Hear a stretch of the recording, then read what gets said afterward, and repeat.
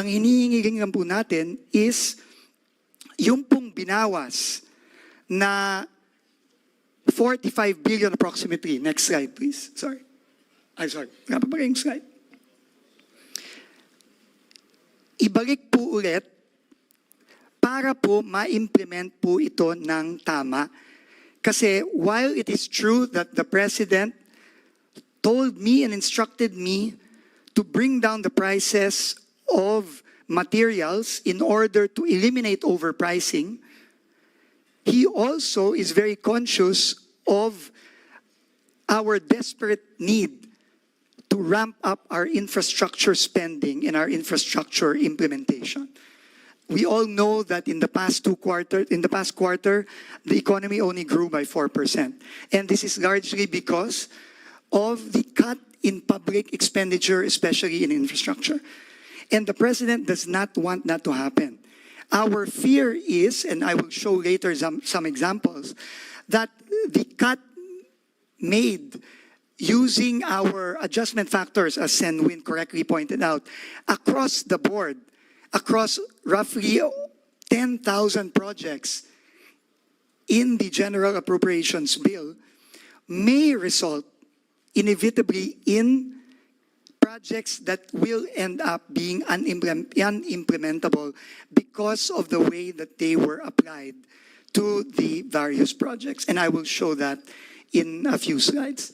So ito lang po ang aming hinihiling. Hindi ho namin, ulitin ko, hindi ho namin ibabalik ang presyo ulit at itataas.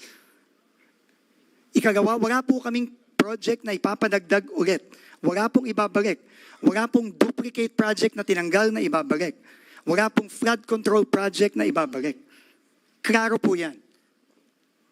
And if I just may go to our statement and how DPWH, according to the engineers I have with me, there are, I think, 4 of them here. Many of them have been in DPWH for decades already. Ang proseso po is kapag binago ang cost ng materyales, kailangan pong gawin ng DPWH, iisa-isahin ang lahat ng proyekto. Dahil ang bawat proyekto po, iba-iba yan. Merong mas maraming simento ang gagamitin, merong mas maraming bakal ang gagamitin, may mas maraming graba ang gagamitin. Depende po yan dun sa program of work. At bawat proyekto po ay iba-iba ang program of work. Kaya po yung mga presyong ibinaba, kailangan po yan i-apply sa program of work ng iba't ibang proyekto, roughly totaling 10,000 projects. Pagkatapos po baguhin ng POW, ang pagbabago ngayon dun sa presyo ay i-reflect na sa bagong approved budget of contract, yung ABC. Kapag po nabawas na yon, bababa po ang ABC. Depende sa laki ng binaba ng presyo, depende kung saan. Tama po si Congressman Alvarez na depende sa lugar, depende. Depende ang presyo ng simento, ng aggregate, ng graba, ng buhangin, ng asfalto, depende sa lugar. So kailangan po yan iisa-isahin. At kapag po nababa na yung ABC, yung approved budget of contract, ito na po ang magiging bagong budget. At ito na po ang ipapublish ngayon para ipabid at iprocure ng DPWH. Yan po ang proseso. So ito lang po ang gusto namin ipaliwanag.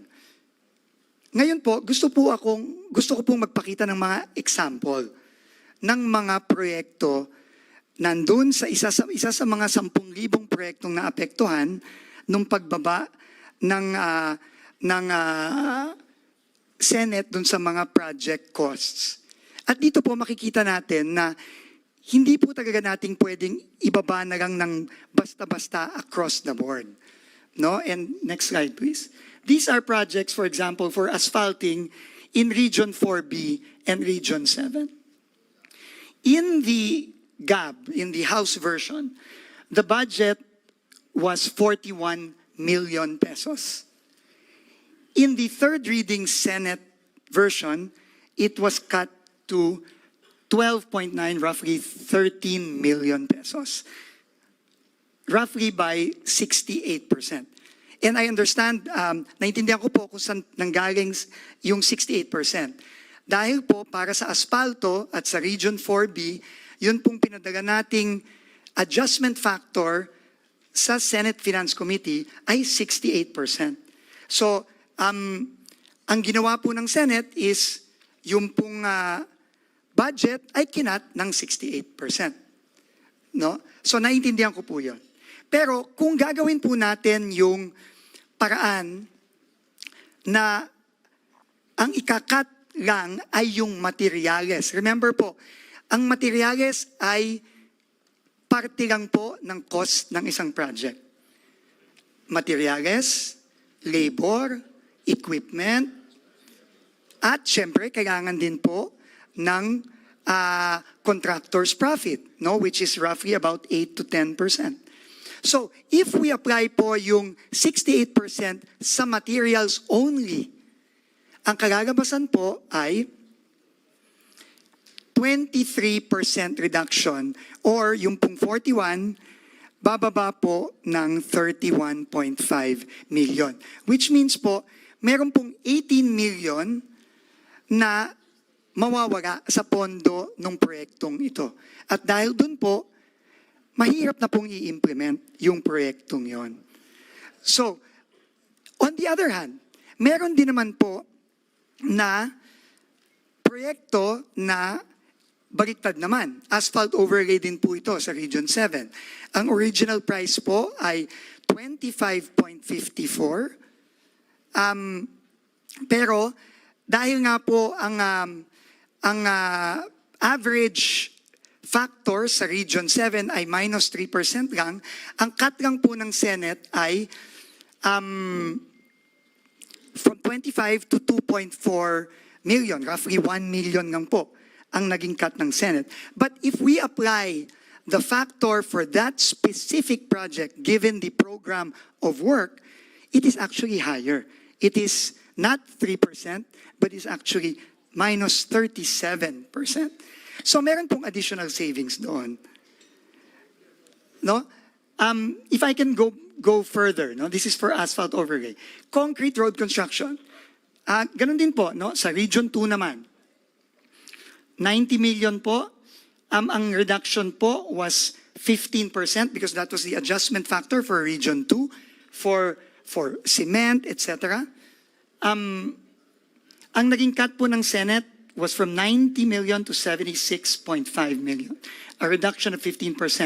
But again, if we follow the process and only reduce in the price of materials, the cut is only 6%. So, although ito po hindi masyadong mataas, pero meron din pong impacto sa implementability ng proyekto. No? But at the same time, sa Region 4B naman, dahil 4% lang po yung yung aming adjustment factor for 4B in general. And 4B po is very special, no? Kasi kahit isang region po yan, iba-iba pong isla yan. Iba-iba po ang sitwasyon sa Palawan, sa Mindoro, sa Romblon, sa Marinduque. Iba-iba po yan. No? Kaya mahirap pong mag-cut lang based sa adjustment factor for that region. So if we apply the adjustment factor in prices, actually, mas malaki po dapat yung cut.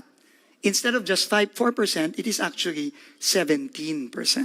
So may additional savings po na 7 million. So, Mr. Chairman, Madam Chair, yun lang naman po ang gusto naming ipaliwanag. Kaya po kami naniniwala sa DPWH na dapat po ang eksekutibo na ang mag-apply ng mga pagbabago sa presyo. Dahil po yung proseso na ginagawa ng DPWH ay nandyan na. May proseso po tayo para i-apply yung mga reduction.